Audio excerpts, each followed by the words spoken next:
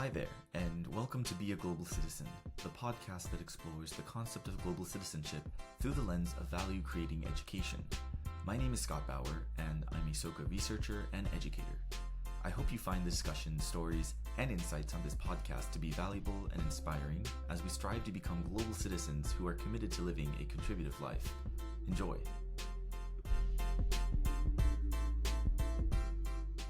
Hi, Scott. I'm Alejandra Valencia. I'm in Riverside County. I am an educator. I'm actually a vice principal at two elementary school. I'm a split vice principal. Wonderful. Ale, thank you so much for joining me on the podcast. I'm really excited to learn more about your journey. And, I know you're a very, very busy woman. Just what you shared about being a vice principal at two different schools sounds like a lot of work. And I know that you can do it because you have such a big heart. And I know that you have many, many years of teaching experience under your belt, working in various different learning environments and different places. And I want to know what brought you to that work. I know that it's very difficult work, and I think more and more society understands how necessary the work is for future generations. We're living in difficult times, and I want to know also what brings you hope in these difficult times as you continue that difficult work. So this is an opportunity for you to really lean into the reflective space of what brought you to the work, who were important influences on your journey, and feel free to share about not only the professional supports of like different individuals and mentor figures, but also the personal the personal experiences and of encounters with people who really helped you along this journey. So wanted to pass it over to you and ask if you can share about your story. Sure. So I knew I wanted to be a teacher pretty much my whole life. It was between that or being a doctor. I could never decide, like, do I want to be a doctor? Do I want to be a teacher? But it always went back to being a fifth grade teacher. And not only did I know I wanted to be a teacher, but I knew I wanted to be a fifth grade teacher. I was pretty set. When everybody else was playing dolls and stuff like that, I always played teacher, and I was always a teacher, and I was always in charge. So I knew early on that that's what I wanted to be. Um, and I was actually born and raised in Mexico. We came to this country. And we were undocumented. So we were an undocumented family. We were an invisible family for a very long time. And one thing that was very important to my family was that we get an education. That education was top priority for my parents, top priority for all of us. Not missing school was important. My parents were farm workers, so we used to help them. We were farm workers at times. It was mainly done for fun. And I remember one day I got suspended from school because a student had messed with my sister. I'm one of four. I'm the oldest. And so I got in a fight and I got suspended. And, the next day I had to get up and go and work in the fields. And this time my dad was very adamant and he's like, don't help her. Don't talk to her. She got suspended and this is not fun. So he let everybody in the fields, all the people working, like, oh my God, that I had gotten suspended. And watching like real work as opposed to the fun work, that we would do whenever we get tired, we would get to sit down. And my dad was like, if this is how you take school, then you might as well not waste your time. And that was really powerful because I learned how hard the job was. Even though I already knew that, it was like the realization that if I don't get my act together and if I don't take this seriously, I could do this for the rest of my life. And I was not very good at it. And it was hard work. Because we were farm workers, we grew up being part of this program called the Migrant Ed program. And I would have to say that that's the program that set the trajectory in a whole new direction. We met this young college kid, admired college students for so much that they bring to the table. But I remember meeting this college kid. He was a young kid, maybe 19, 20 years old. And he talked to my parents about what it would take for us to go to college. And A through G courses, which back then it was not called A through G, but like the importance of not taking home ec classes because we already knew how to cook. I mean, we knew how to do these kind of things. And that program, I think, was the first program that set things in motion for all of us and really set the expectation that I could go to college, that was something, even though we grew up in poverty, that it was something we could do. So I would say that was my earliest influence on going to college, meeting somebody that was actually in college. Because even when I graduated from high school, I did not know a single soul that had gone to college. I had never met anyone that had gone to college. I didn't know how to fill out my college applications. And my high school counselor told me not to apply for college, that I was not good enough. Both my sister and I, we graduated the same year. And she said that I should become a cosmetologist. But if anybody knows anything about me, brushing my hair is not my top priority in life. And I would have been a horrible cosmetologist. So the people that I think sometimes should support you don't know the power that you have, and the people that don't know you sometimes become your strongest advocates.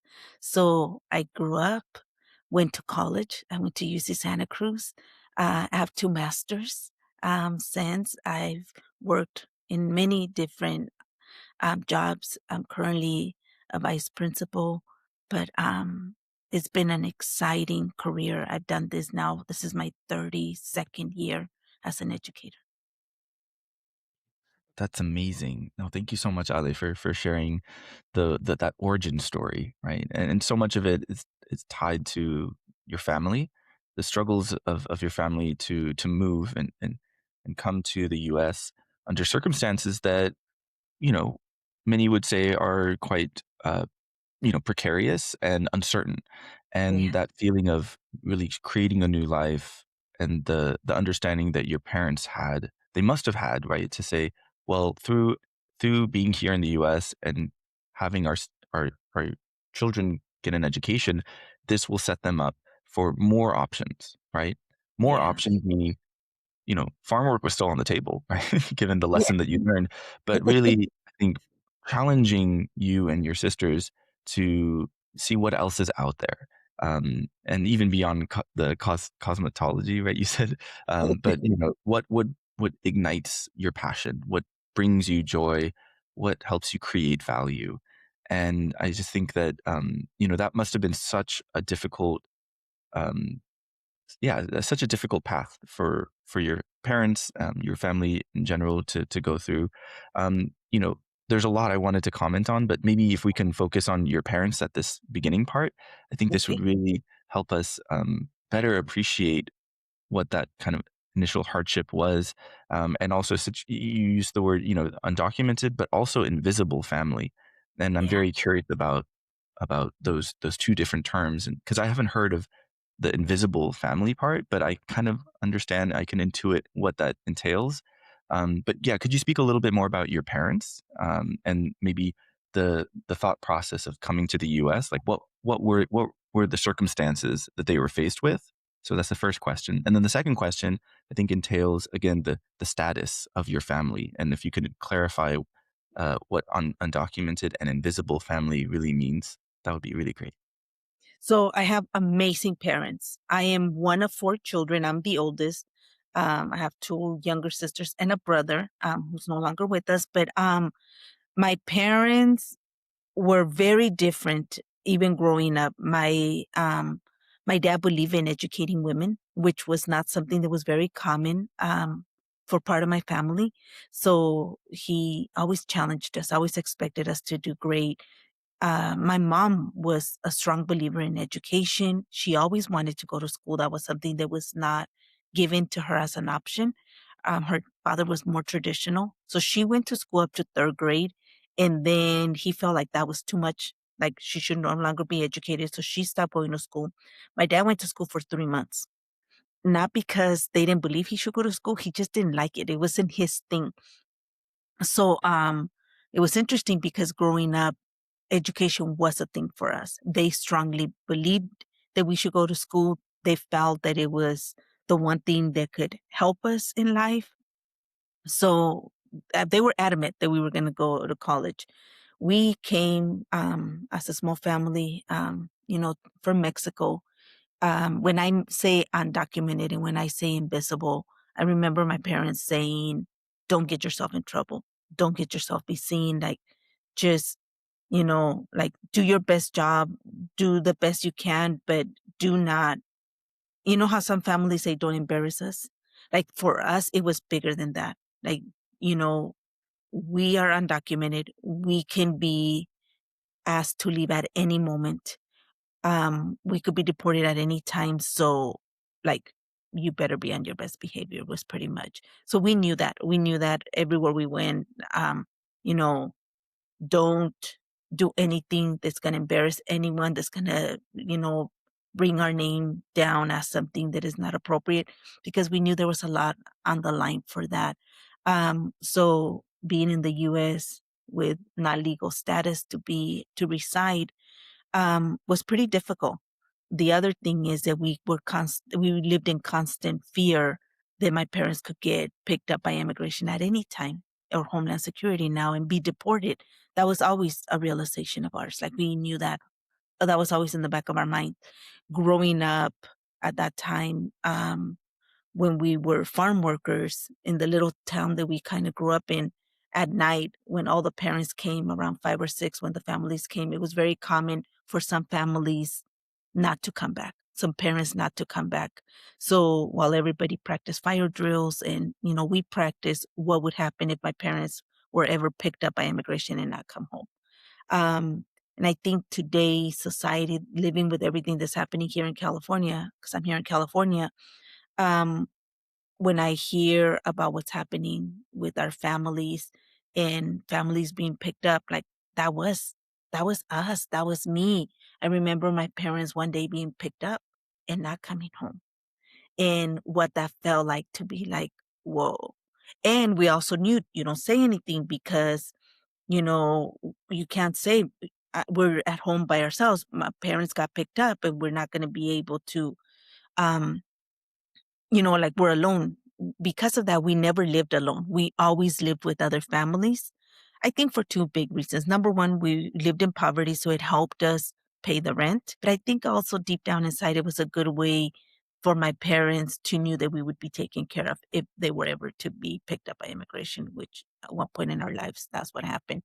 That has really allowed us an opportunity to talk as a family when we see things that are happening now, because we never really talked about it growing up. I mean, we knew it was there, we knew it was something that was happening, but it wasn't until now, with everything that's going on in California, that we're starting to talk about, like, well, what did you do? Like, for example, I never knew that my parents didn't like to buy food in bulk, didn't buy detergent in bulk.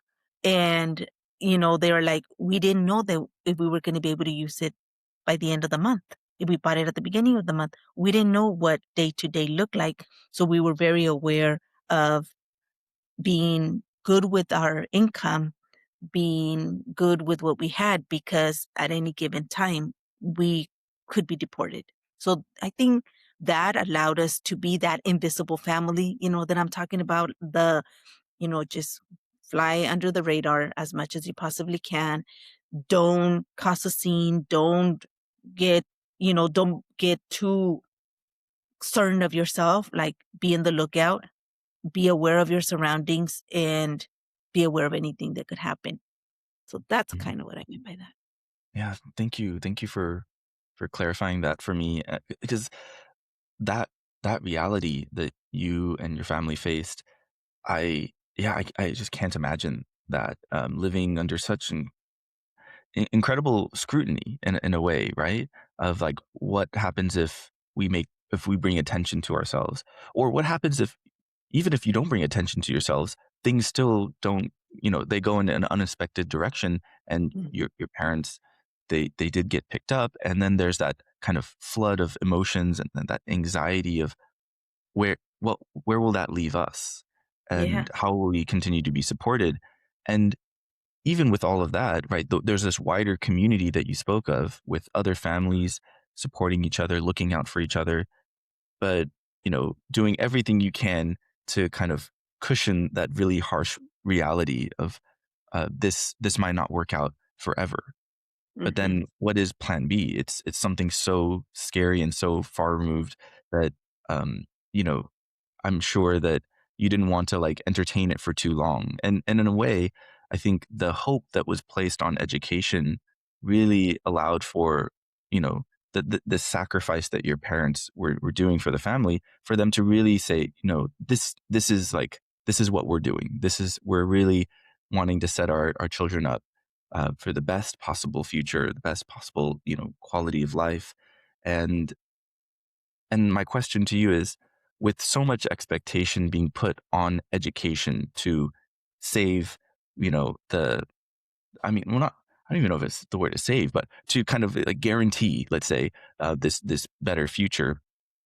How is it like for you as a young student, as a learner, to navigate the expectations and the weight of that responsibility that your family was putting on you, while at the same time being a young person who is enjoying certain subjects, who is finding out that, you know, they're good at studying and that they have a lot to learn?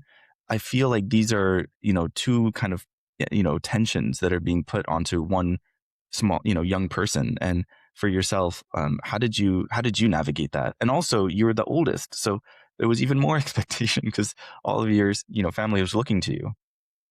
Well, I think that in general, I like school. Like, I really enjoyed school. There was, I mean, at the beginning it was hard, because at home we spoke Spanish, but I enjoyed school. I enjoyed being at school. It was a good place for the most part.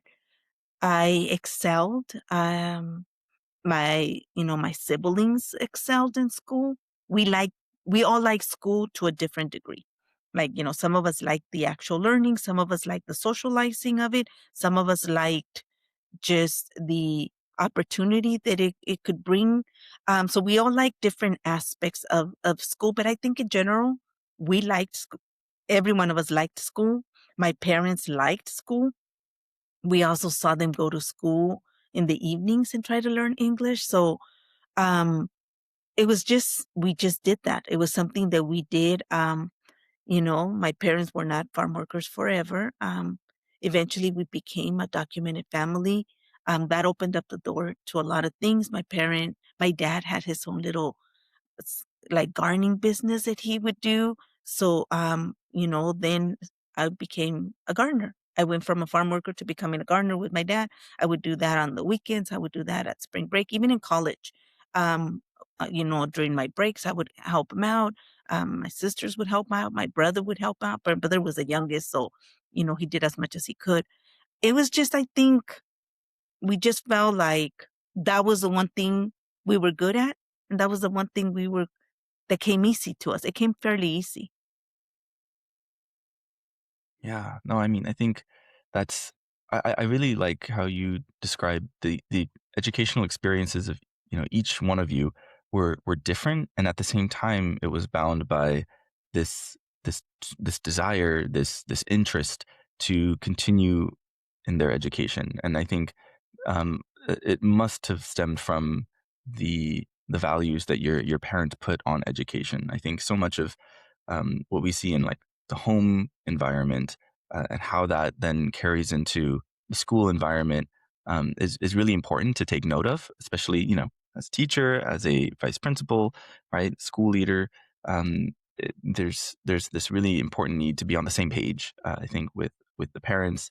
And I think that being able to feel like that ongoing support, that you are on the right track, that and then also, I would say too, that the fact that you were doing your education while also still helping out with the family business, right? And you were kind of getting, exposed to these two different worlds. One more in the abstract, right? Because of the studying component and learning different subjects.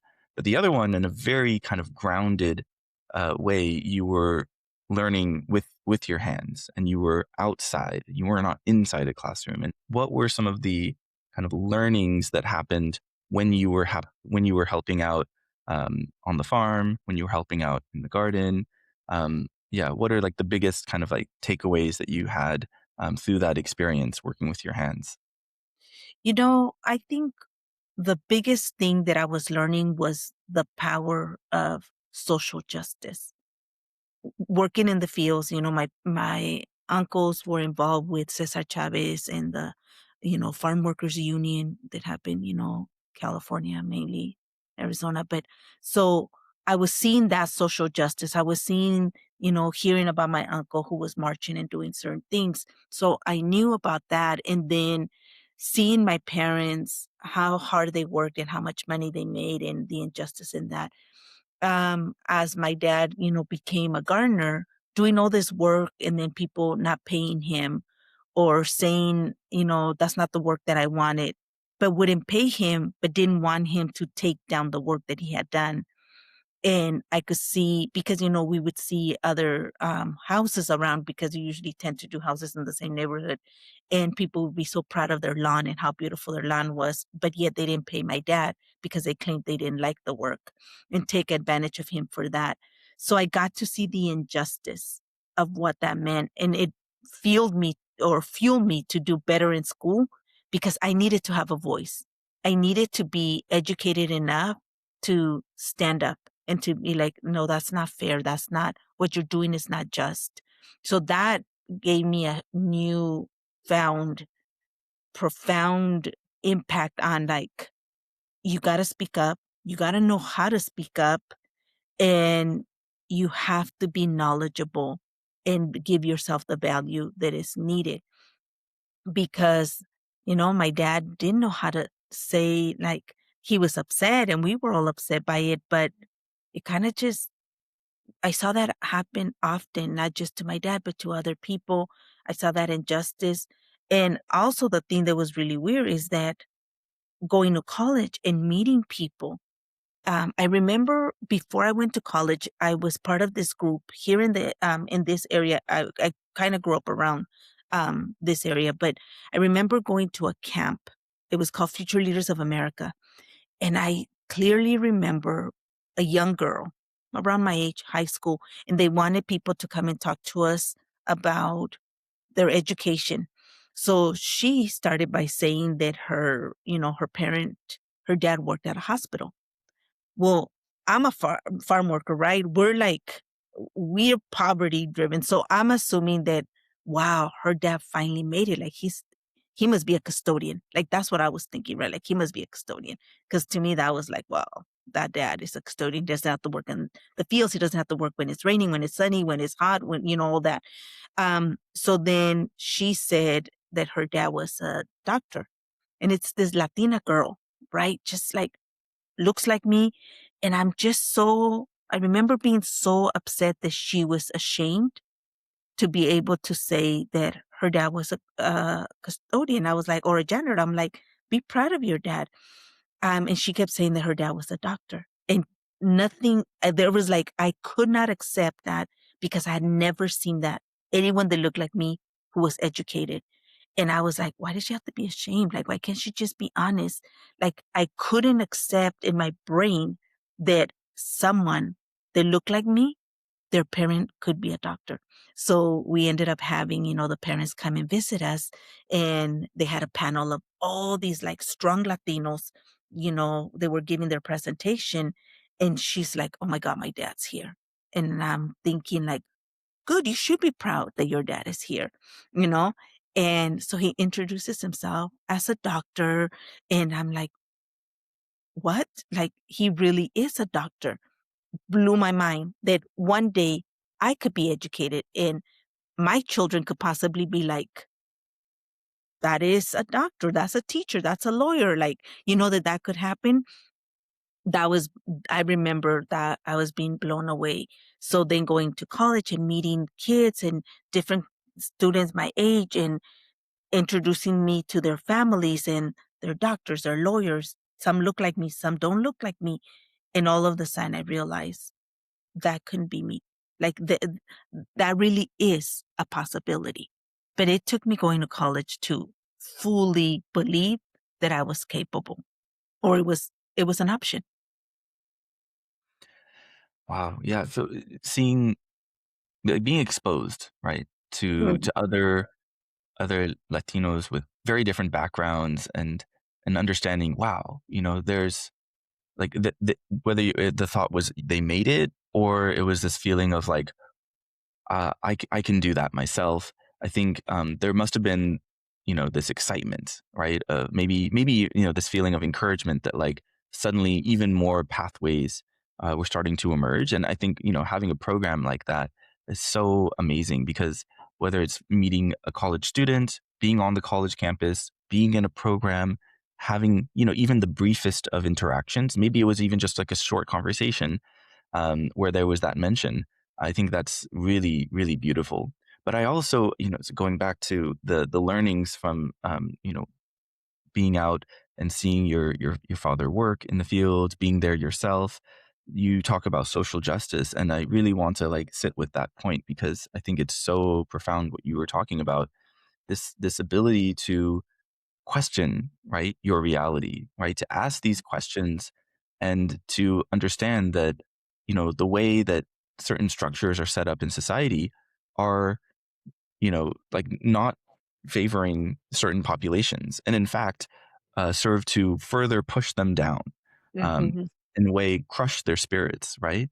Or try to crush their spirits because, so much of, I think, the worth that a lot of people operate from is the kind of financial incentives of like how much they make, right? Because that affords, how much they can provide for their family, for food and for like shelter and all these other things. And I don't think people really stop to really understand just, yeah, what that level of injustice means compounding over time and across generations.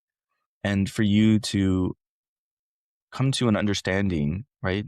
I think a profound realization that from being exposed in that way to the work and the interactions that what was happening with your father and various employers, right? People around the neighborhood, that it fueled this strong desire, right? Because that anger could have been taken out in many, many different ways, but you chose to channel it towards education. And I really like what you said about how that through studying, more knowledge leads to this sense of like, okay, I have the stronger voice to be able to call out things, right? When injustices happen, to be able to, perhaps influence others so that they can, kind of see things from a more broader perspective, to change policies, right? So many different avenues. And then it ultimately comes down to what is the value of the work that's being done or the value of the person who's doing the work. Yeah. And I think that it gets to a deeper conversation of just even basic human rights in terms of how are we really treating individuals with a level of dignity and respect, and how much of their time and energy they're committing into the work. And yeah, and like you said, right, you really looked at both your parents and saw just how hardworking they were, how dedicated they were to the work, um, and that probably gave you this sense of you know tremendous pride that they were able to they were able to support a family of four under incredibly difficult circumstances. And Yes. then here comes along this Latina girl with a father who's a doctor. In some ways, her response, I don't know, did it conjure up this feeling of I mean, I know that it was overwhelmingly a positive experience, but I don't know, was there's this sense of like, I don't know, injustice of like that kind of like that you felt that like why didn't your father have like a certain like why couldn't he have become a doctor instead, You or you would just kind of like no, this was like very much like you know just opening up new possibilities, because I know sometimes there's like the jealousy component that can come Yeah, into play, right? no, I think it was a realization because I honestly at first thought that she was ashamed to say my dad is a custodian. Like, you know, like that she would have to lie and say, "Oh, my dad works at a hospital." And I was like, I knew that. I felt like that was right. Like, that was real. But the fact that she was like, and he's a doctor, that's the part that I felt like, why you have to lie? Why can't you just say my dad is the cook at the at the hospital, or the custodian at the hospital, because in my mind, that seemed like, wow, that she's arrived. But when she said he was a doctor, to me, the only thing I could think of in my narrow mind, because I'd never seen anyone that I didn't know a single soul that had gone to college. So to me, I felt like, why are you embarrassed? It was more that. And then when he was, turned out that he was a doctor, it was just a sense of like, it is doable. This is a possibility. Not jealousy, more like, wow. Because remember, I was titter-tattering between being a doctor or being a teacher. So I was like, I could do this. Like, he just proved I can do this. I have my parents' support. I have, I just have to study a lot, but it's doable. So I felt like it's not too far from reality. So it was more of that. You've got this. You can do this if you set your mind to it. Everything is doable. It's hard, but it's doable. So it just brought that to me. Yeah, and now I feel like, where you're at in your career and in this stage of life, you're able to offer that example to many others who maybe in a similar sense couldn't even imagine what possibilities lay before them because of maybe the kind of more immediate circumstances telling them this is all that you can hope for, and in Mhm. just this kind of small space and this small kind of realm of possibilities. And so now I want to ask a little bit more about you as a teacher, as an educator. I know you said that you knew from a very young age, right? It's going to be teaching fifth grade. So could you share a little bit more about like what was it like? What was it like when you first started as a teacher? And did you feel like it was just this kind of like very natural progression that it just everything kind of clicked and it was really wonderful? Or were there any particular standout challenges that you faced, maybe that you hadn't anticipated, that allowed for new growth opportunities? You know, I mentioned early on the MigrantEd program. The MigrantEd program is a federal funded program for students who work in the fields or cannery or stuff like that. Because we were farm workers, we belong to the MigrantEd program. The beauty of the MigrantEd program is that the program kind of follows you throughout your trajectory as a student. So they were part of my college life as well, because once you go to college, then they place you in schools because they have the strongest pipeline to people that want to be bilingual teachers. So, unbeknownst, I have strong faith. I'm a Christian. So I believe that everything happened for a reason. I believe that God had everything placed in the right place for me. So, that's, important to state. But I remember when I went to college, um, I was now part of the college mini choral migrant ed program. And in that program, they said, if you want to be a teacher, we'll place you in classrooms, we'll place you with teachers, we'll place you with mentors of people that are like you. Well, that program had a lot of Mexicans. I'm a Mexican, but it had a lot of Mexicans that were teachers. And then I was like, wow, I can do this. Like, this really is something I could do. I was invited into their classrooms. I was invited to teach lessons. Then they have an outdoor ed program where I became one of their migrant ed instructors.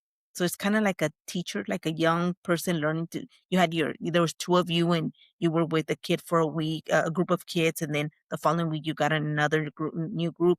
So you had to learn about, classroom management, lesson planning. So you were really doing all of these things throughout the summer. So I was doing that. Um, I was working, I was learning all this. So when I finally got accepted into a teaching program, I wasn't afraid to teach. I wasn't worried or afraid that I was not going to know what to do, or that I wasn't afraid of kids. I already knew how to manage kids. I knew classroom management. I knew how to do lesson plans. And that came at a very young age. So when I had to do my student teaching and everyone's freaking out because they have to do their student teaching, I was like, I've been doing this for years. I've been doing my own student teaching. I've been left in charge of a classroom. I've been having to write lesson plans. I already know how to do this. So I felt way prepared. I mean, I was still scared because, it's like being left with the classroom all by yourself and now you're really responsible for it all. It's like bringing home a baby and then you don't know what to do with them. I've never had babies, but it just kind of feels like that. Like it's fun in the hospital and then you have to come home and then now they're all yours. You have to do all that by yourself. So it kind of felt like, oh my God, these are all my babies. I am now responsible for all of them. And I'm responsible for report cards and lesson planning and all of that. So that was pretty scary, I would say.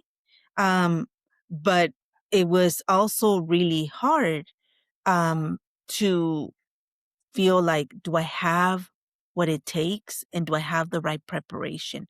And then another thing that was really cool because I was doing this outdoor ed program, I got exposed to kids from all over the place. So my first job, the first job I ever took, I remember being in the school and then someone yelling from across the campus, Alejandra, Alejandra. And I'm thinking, wow, first of all, they would not be calling me Alejandra. They call me by my new teacher name. So that can't be me. So that's not me. But the voice kept coming closer and closer. And it was some of the students that I had had for my summer camp. So they were like, what do you need? We'll help you set up your room. We'll help you. I'm going to call my mom and I'm going to tell her to come. So I had these advantages that no one as a first year teacher I felt had. I had the advantage of having grown up with teachers as parents because this migrant ed program prepared me for that. So I had kids that were helping out. So of course my principal was extremely impressed with how fast I made relationships with kids, not knowing that I had had these kids at summer camp. I didn't build a relationship the day I walked on campus. I already had those relationships with those kids. So it was just, I felt like that's where God placed me right where I needed. So, yeah. Oh, that's so beautiful. And I just love listening to the stories, like, the early days, right? Of what transpired as you kind of started to learn the ropes of teaching. And you use the word, relationships specifically with your students and how it takes time. It doesn't just happen immediate. But I also think that the relationship that we have to the work of being a teacher also takes a lot of time, because I think it's safe to say that at some point early on, um, and for varying lengths of time, we are faced with imposter syndrome, thinking, am I really the one to be, taking on this level of responsibility? And do I really know what I'm doing and what I'm saying and how I'm acting? And you just scrutinize everything, and it becomes so much noise and it's overwhelming. And now this is, probably me, revealing more of like what my experience was like. But the exposure to other teachers that you had through this program, the support and the training, right, really of kind of, going into the classroom, being asked to take on this lesson plan. It almost feels like there were various it's like training wheels, right? Of saying, Yeah. go do this, do that. And you start believing in yourself that, yeah, I can take on this part of it. I can take on this part. I've had success in this. I didn't do so well in that. You brush it off, you keep going. And Mm-hmm. then soon you realize, wow, I've just amassed this incredible toolkit of skills, and I have this treasure trove of experiences. And then now you're on to the next stage. And it still can be scary, right? Mm-hmm. Right? The new baby coming home for the first time, but you know that you'll be fine, right? You'll get through it. And yeah, and I just think that's really lovely. The relationship side of things I think is really important, and it sounds like you really really valued that. And so now you've spent many years as a teacher, and then what was like school leadership like for you entering into that? Was it natural? And No. what role did what role did relationship building play into that? Because I'm sure that certain skills of yours did help you to navigate a very new kind of professional terrain. So that's when for the first time I felt that imposter syndrome that you're talking about. It was once I became an administrator, because I felt like teaching was my domain. I knew how to do it. I had many years of practice. I was very comfortable as a teacher. Like that is where I felt like, man, I was made for this. This is what God created me to be. Like I knew that very well. But I remember even going to college when I got accepted to the teaching credential program. I met this man like in the middle of college. He had no connection to me. And we were talking. His daughter was on UC Santa Cruz campus where I was at. And he approached me and he said, well, what are you going to do after college? And I said, I'm going to be a teacher. And he's like, well, have you applied? Because it was my senior year. So he's all like, well, have you applied? And I, of course, don't know who he is. And I'm like, I don't know, weirdo. I don't have to tell you. But something in me was like, you know what? Just be honest. And I said, I haven't applied, but I know where I want to go to school. And I was set on where I wanted to go to school. So he said, well, have you considered going to Sacramento State? And I was like, oh, no, I don't like that campus. I'm not interested. I had never even heard of the campus. I didn't even know that that campus exists. So he said, well, I'm responsible for the program. Here's my number, call me, and, I could help you get into the program. And I'm thinking, I'm not giving you my number, because it was weird, right? So I was working at the college office. So I gave him that number. And on Monday, I told everybody in the office, I said, hey, I met this man. I don't know about him. He's kind of weird, but he wanted my number. I think he may be somebody that could get me to college, but I'm not sure. He says he could give me a scholarship. I'm not sure. So I gave him this number. If he calls, say you're my roommate, was pretty much how it went down. And sure enough, he called our our college. They used to call him preceptor, which was like the president. And ends up picking up, I'm like, pick up the phone, talk to him. So they end up talking. He ends up telling him, like, she lied. This is not her dorm.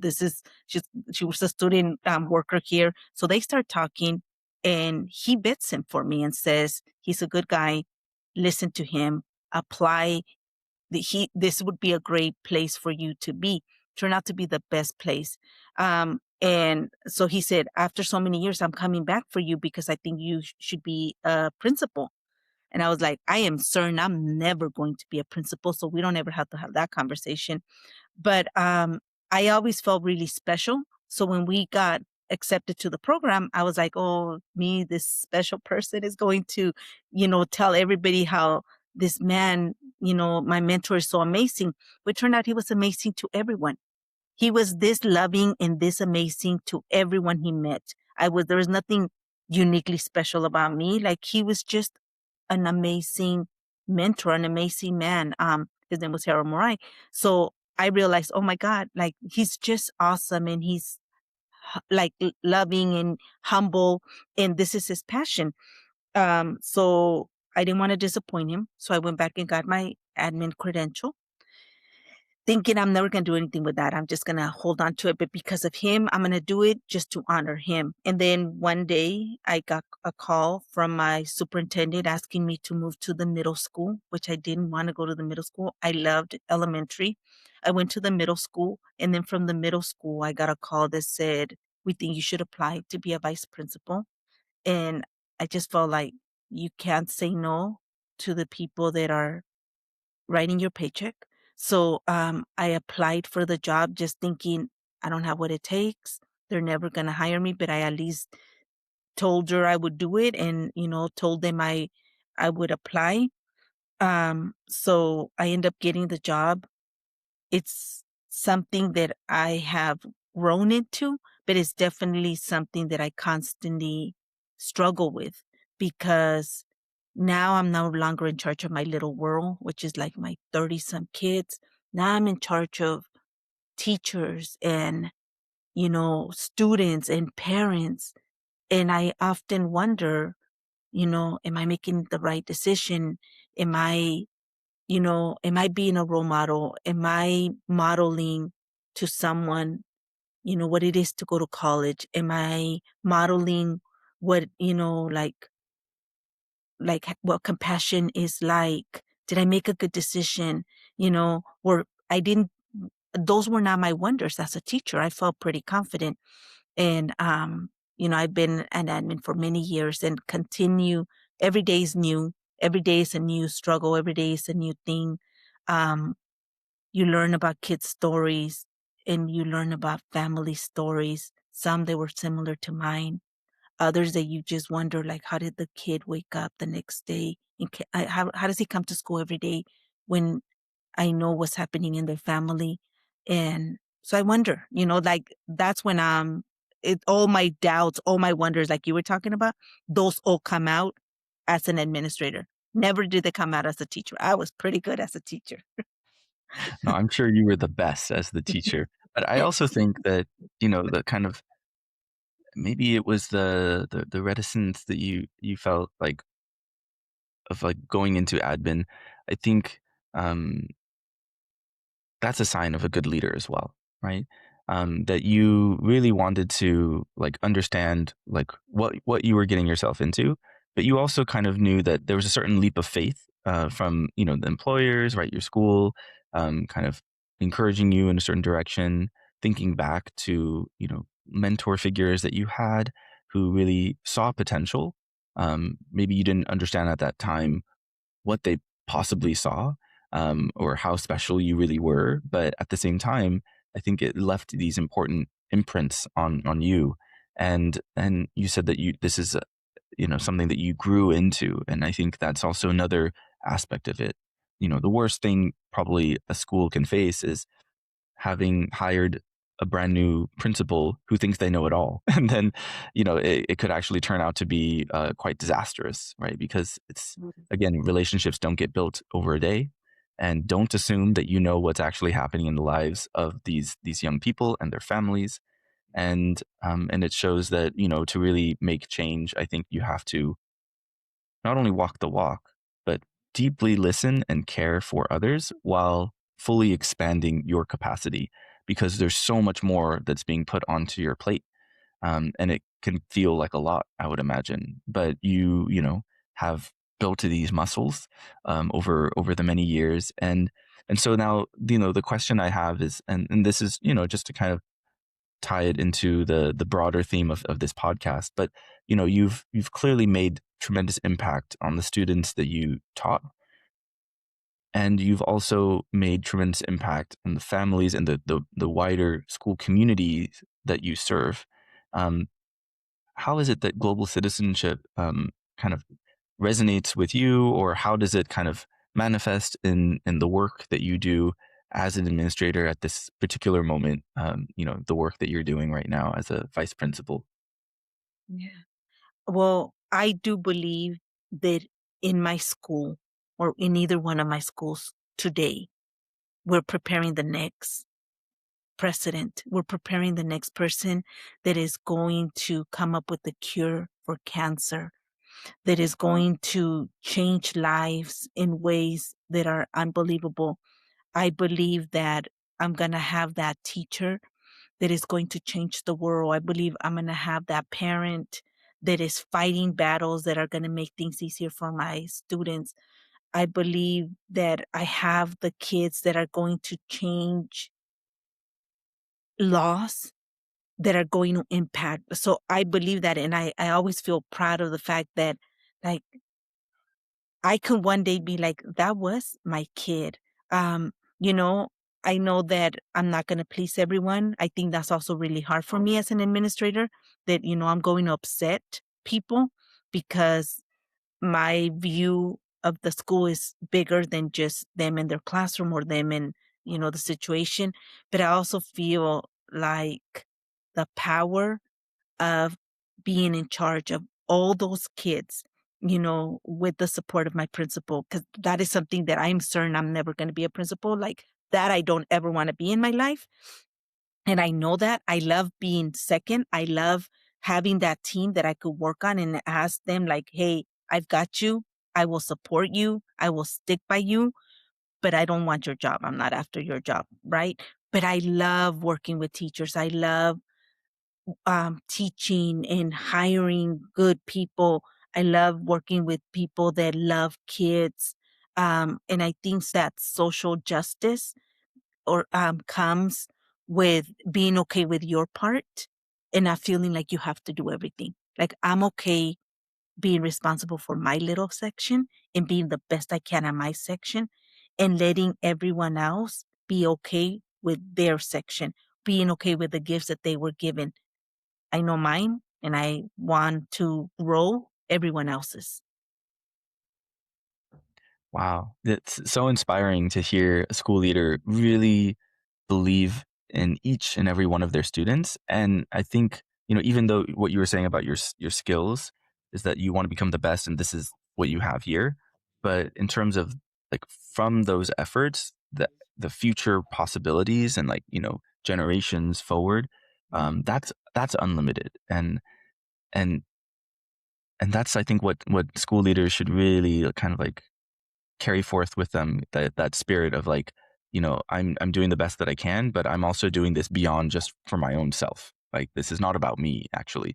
It's about the young person in front of me. It's about what will they do when they're my age, right? Or what will they be able to achieve and then set their own children up, beyond them.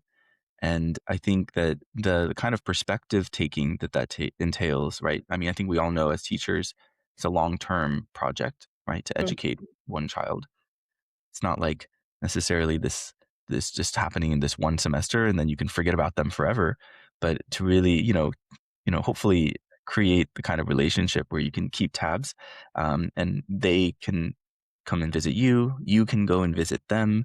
There's this sense of goodwill that, wow, you're really going out into the world and becoming the next president, becoming that groundbreaking researcher that discovers a cure for cancer.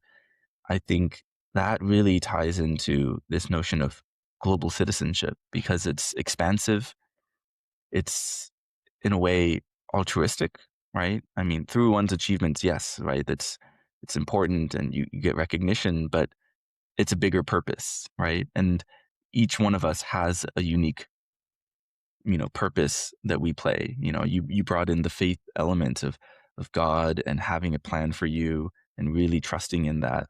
And you also mentioned about, things happen. There's no coincidence. Mhm. As a Buddhist myself, I actually think in very, very similar terms that nothing happens, just out of chance. And I think really, having this belief in ourselves and then, like you said, belief in others, or especially young people, that's what's going to make the world a better place. And so I think what you shared was really valuable and inspiring. So thank you, Thank Ale. you.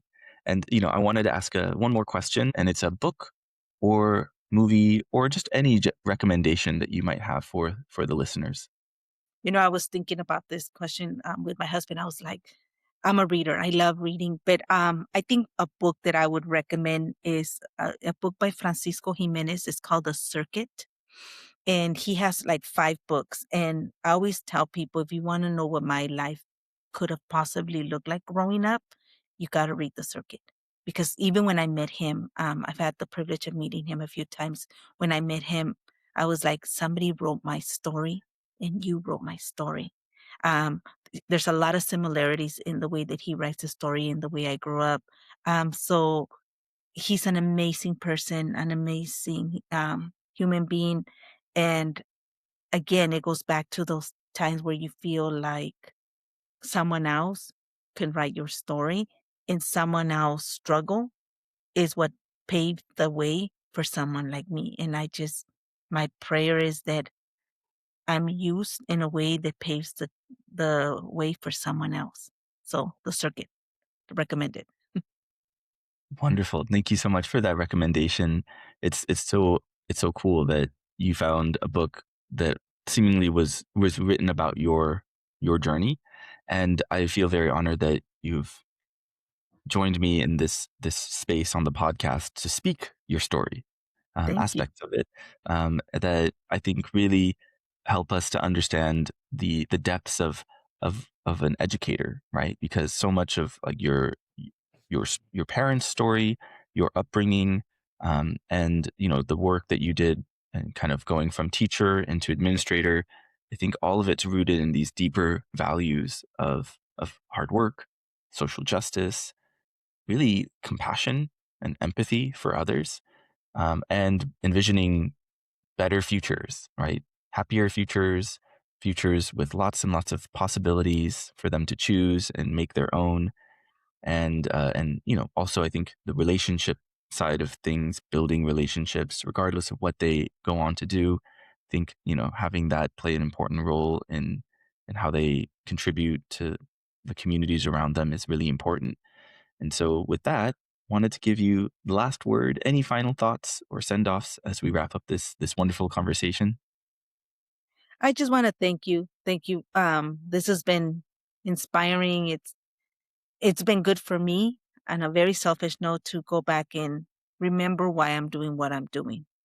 It's always good. But I'm inspired by young people like yourself. I'm inspired by young kids like the ones I work with because nothing is impossible. They're dreamers and they believe, and I'm like, it's contagious. So thank you for rubbing that out. That's it. Go out and change the world.